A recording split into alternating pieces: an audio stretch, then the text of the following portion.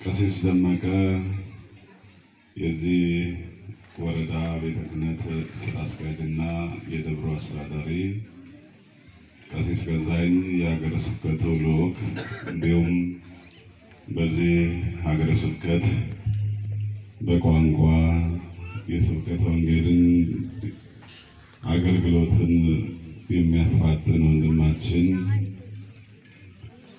ሊቃውንተ ቤተክርስቲያን፣ ዘማሪያን፣ ከሩቅም ከቅርብም እግዚአብሔርን ለማገልገል በዚች ቤተክርስቲያን የተገኛችው የእግዚአብሔር ልጆች፣ የእመቤታችን የቅድስተ ቅዱሳን የድንግል ማርያም ወዳጆች፣ በመልአኩ በቅዱስ ሚካኤል ጸሎትና ምልጃ ጥበቃ አምናችሁ እዚህ የተሰበሰባችሁ ሁላችሁም እንደምን አደራችሁ? እንደምን አደራችሁ? እንደምን ቆያችሁ? እዚህ ያላችሁት ብቻ ነው ድምፅ የሚሰማኝ። እስቲ ወንዶች እዛ እንደምን አደራችሁ? እንደምን አደራችሁ?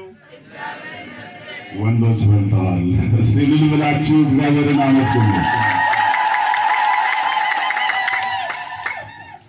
እግዚአብሔር ጊዜውን ሰዓቱን ባርኮ ቀድሶ ሁላችንንም ከያለንበት ቦታ በሰላምና በጤና ጠብቆ ክፉን ነገር ሁሉ አሳልፎ የዛሬዋን ቀን በእድሜያችን ላይ ጨምሮ እድሜ ለንስሐ ዘመን ለፍስሐ ስለሰጠን የአምላካችን የአባታችን የልዑል እግዚአብሔር ስም ዛሬም ዘወትርም እስከ ዘላለሙ ድረስ እየተመሰገነ ይሁን።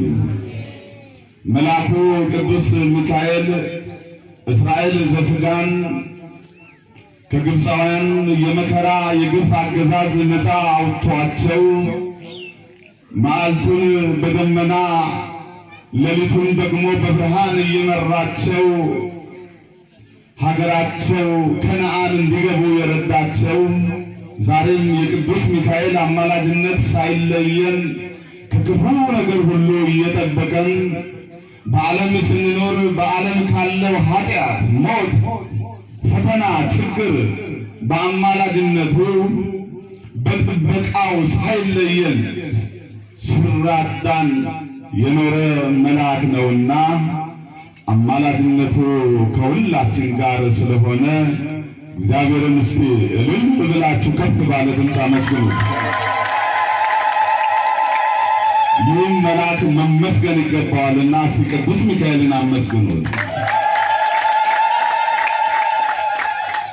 ዛሬ በዚህች ቅዱስ ቤተክርስቲያን የምንቆጥበው የምንሸሽገው የለም። ያለንን ሁሉ እንሰጣለን። ዘማሪው በተሰጠው ድምፅ ይዘምራል። እኛ ደግሞ እልል እያልን እያጨበጨብን እግዚአብሔርን እናመሰግናለን። ይህንን ያደረገ እግዚአብሔርም ነው። ብዙዎች ለዚህ ሰዓትና ለዚህ ዕለት ደርሰው በእግዚአብሔር ቤት ውስጥ ለማመስገን ተመኝተው ነበረ። ነገር ግን በተለያዩ ሁኔታዎች፣ አጋጣሚዎች ከኛ ጋር አብረው የሌሉ አሉ። በሞትም የተለዩ አሉ።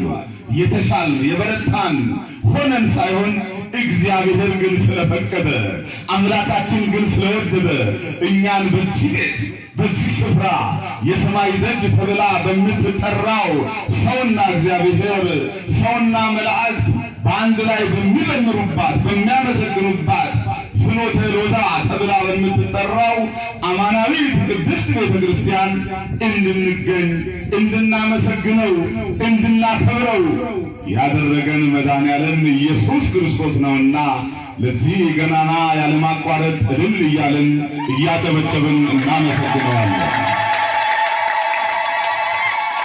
እልል ስንል ሰይጣን ያፍራል፣ ድል ይመታል። ስናጨበጭብ ከኛ ይርቃል። የእግዚአብሔር መልአክ በዙሪያችን ይሰፍራል፣ ከክፉ ነገር ሁሉም ይታደገናል። ስለዚህ ወገኖች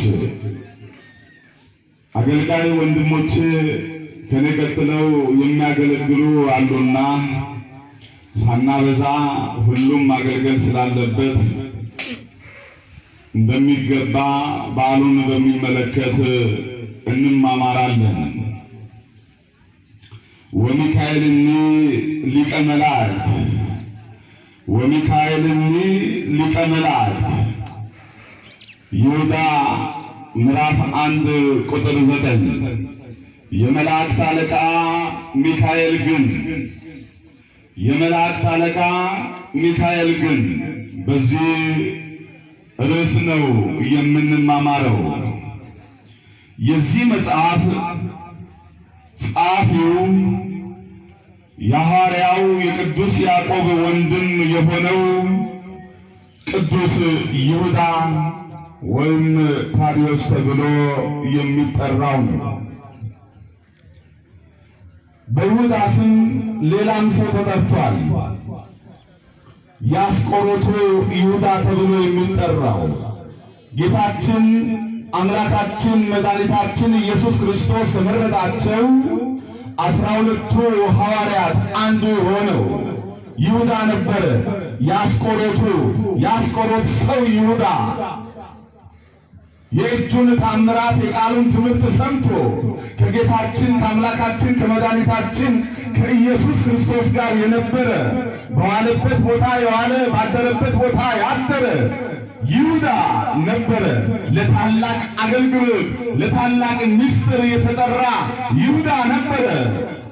ነገር ግን የተጠራበትን ሕይወት ያልኖረ እግዚእነ ኢየሱስ ክርስቶስን አምላካችን አባታችን ፈጣሪያችን ኢየሱስ ክርስቶስን በ30 ዲናር የሸጠ ይሁዳ ለጥቅም አንዳንዶች ይላል ሐዋርያው ቅዱስ ጳውሎስ አንዳንዶች ስለገንዘብ ምክንያት ዓለምን ወደው ሄደዋልና በገንዘብ ምክንያት ሃይማኖታቸውን በገንዘብ ምክንያት ቤተ ክርስቲያናቸውን በገንዘብ ምክንያት ፈጣሪያቸውን የካዱሃሉ።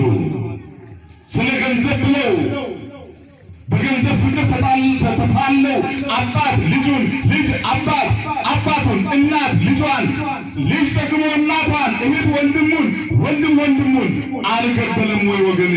ስለ ገንዘብ ብሎ ስለ ገንዘብ ብሎ ያልዋሸ ማን ነው? ስለ ገንዘብ ብሎ ሀገሩን፣ ታሪኩን፣ ባህሉን፣ ቅርሱን ያልሸጠ ማን ነው? ዛሬ ብዙ ሰዎች የሀብታቸው ምንጭ የማይታወቅ ብዙ ሰዎች አሉ። በሀገራችን በዓለማችን አሉ። በገንዘብ ምክንያት ኃጢአት ሰርተው ሰይጣን አምልከው ለሰይጣን ለሰራዊቱ ሰግደው ጣዖት ቤት፣ ሰይጣን ቤት፣ ሟርት ቤት ሰይጣንን ጠርተው ከሰይጣን ጋር እንደ ሰው ተነጋግረው ገንዘብ የሰበሰቡ አሉ። ሁሉም ቦታ በሁሉም ስፍራ አሉ።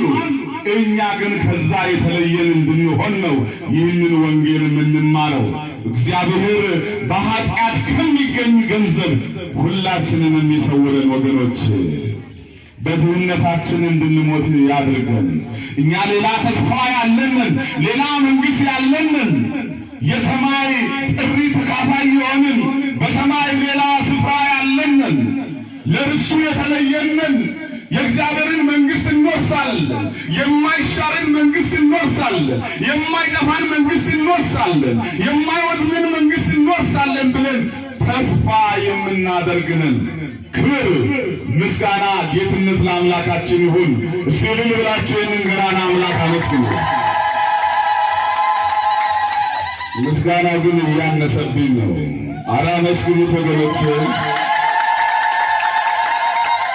ስለዚህ ይሁዳ ብለን ስንጠራ ይሄ ይሁዳ ለያዕቆብ የምንለው ነው። የያዕቆብ ወንድም ተብሎ የሚጠራው ይሁዳ ነው። አንድ መልእክትን ነው የጻፈው። አንድ ምዕራፍን የማትሞላ መልእክትን የጻፈው።